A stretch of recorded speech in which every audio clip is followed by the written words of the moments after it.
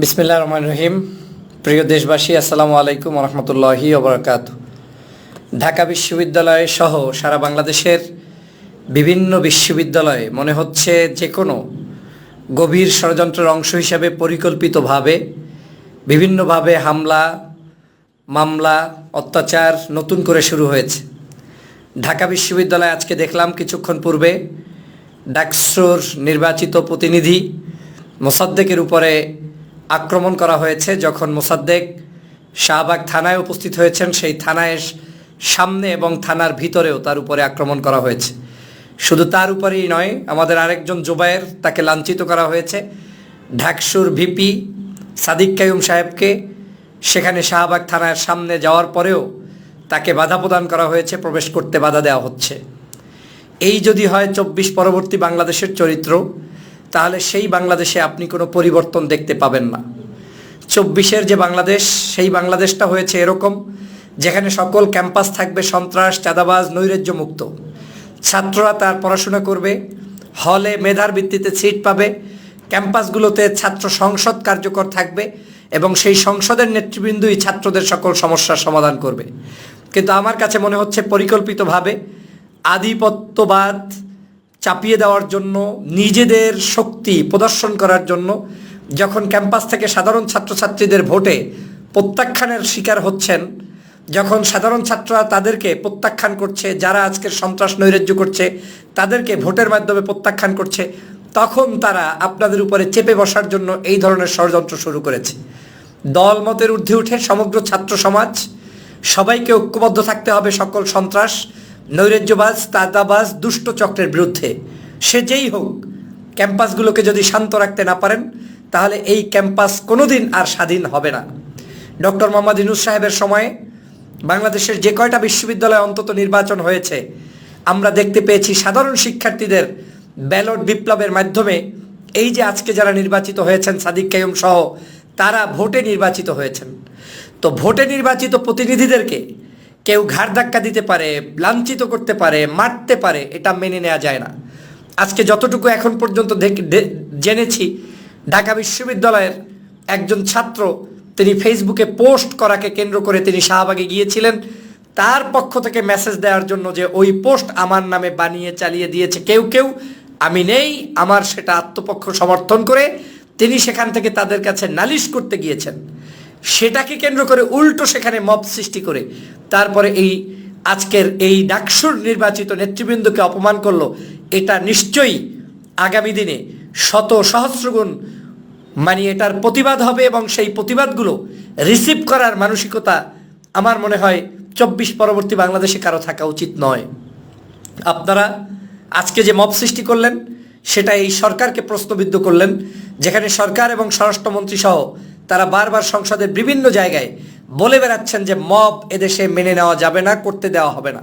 তো এই মব নিবেন না, করবেন না বলে যেদিন থেকে বলেছেন, তারপরে মব সৃষ্টি হয়েছে এবং বাংলাদেশের মানুষের নিরাপত্তা কিন্তু এখন বিঘ্নিত হচ্ছে। প্রতিদিন মানুষ মারা যাচ্ছে। গত পরশুদিন দেখলাম একই পরিবারের ৪-৫ মানুষ নিহত, বিভিন্ন জায়গায় তাদেরকে হত্যা করা হচ্ছে, সাধারণ মানুষদের উপর আক্রমণ করা হচ্ছে। এভাবে করে রাজনৈতিক ছত্রছায়া দিয়ে যদি আজকের বিশ্ববিদ্যালয়ের ক্যাম্পাসগুলো আবার দখল করার ষড়যন্ত্র হয়, সেটা কিন্তু কোনোদিন ভালো হবে না। আমি স্পষ্টভাবে বিশ্বাস করি, বর্তমানে এই সরকার এবং বিরোধী দল যারা আছেন, তাদের এই মুহূর্তে ঐক্যবদ্ধ একটি বাংলাদেশ গঠন করা প্রয়োজন। গতকালকেও সংসদে আমি দেখেছি মাননীয় প্রধানমন্ত্রী জনাব তারেক রহমান সাহেব এবং মাননীয় বিরোধী দলীয় নেতা জনাব ডাক্তার শফিকুর রহমান সাহেব ঐক্যবদ্ধভাবে বক্তব্য দিয়েছেন এবং বলেছেন দেশের প্রশ্নে আমরা এক। তা আজকে তারা যদি দেশের প্রশ্নে এক থাকতে পারে, সহযোগিতার মানসিকতা নিয়ে এগিয়ে আসতে পারে, কেন ছাত্রদল, ছাত্র শিবির কিংবা অন্যান্য এই ফ্যাসিবাদ বিরোধী লড়াইয়ে যারা অংশগ্রহণ করেছেন, আপনারা ঐক্যবদ্ধ থাকতে পারবেন না? যদি আজকের এই ঐক্যবদ্ধ থাকতে আমরা না পারি, ব্যর্থতার দায়ভার অবশ্যই যারা ষড়যন্ত্র করবে তাদের কাঁধে পড়বে এবং তাদেরকে সেই সমুচিত জবাব রিসিভ করার জন্য প্রস্তুত থাকতে হবে। দেশবাসীকে এবং ছাত্র সমাজকে ঐক্যবদ্ধ থাকার আহ্বান জানাই এবং বাংলাদেশের সকল সন্ত্রাস নৈরাজ্য থেকে মুক্ত হওয়ার জন্য ঐক্যবদ্ধ প্ল্যাটফর্মে সবাইকে মিলে আমরা যাতে এই দেশটাকে এগিয়ে নিয়ে যেতে পারি, সেই উদাত্ত আহ্বান জানাই।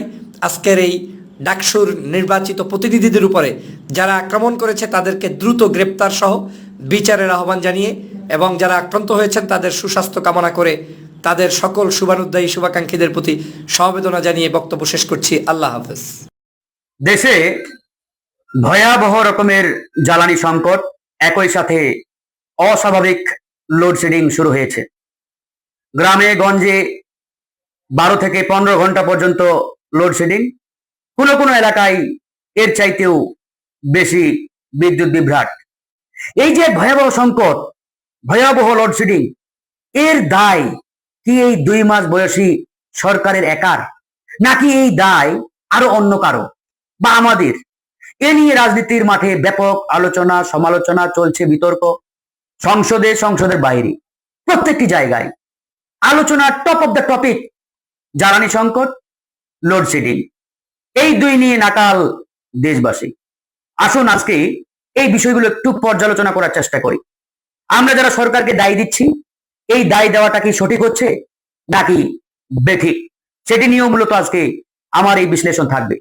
প্রথমত বলে রাখি, বর্তমান বিএনপি নেতৃত্বাধীন যে সরকার, এই সরকারের বয়স সবে মাত্র 2 মাস, মানে 2 মাস বয়সে একটি বাচ্চা বলতে পারেন।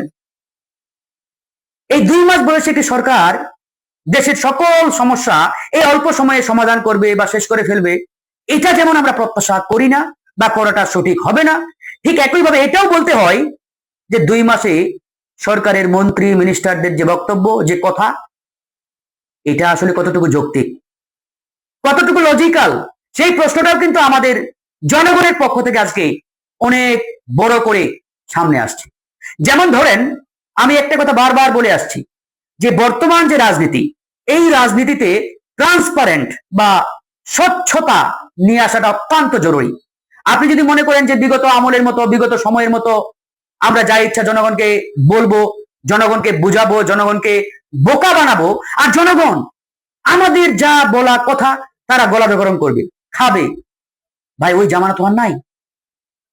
আজকে এই 2 মাসের সরকার অনেক কিছু করতে পারবে না, জনগণ জানে, কিন্তু তারপরেও জনগণ সরকারকে দায়ী করছে, গালি দিচ্ছে, ক্ষেত্রে হচ্ছে সরকারের উপরে। কেন? কারণ একটাই, ট্রান্সপারেন্সির অভাব। সরকার ট্রান্সপারেন্ট ওয়েতে জনগণকে বুঝাতে ব্যর্থ হচ্ছে।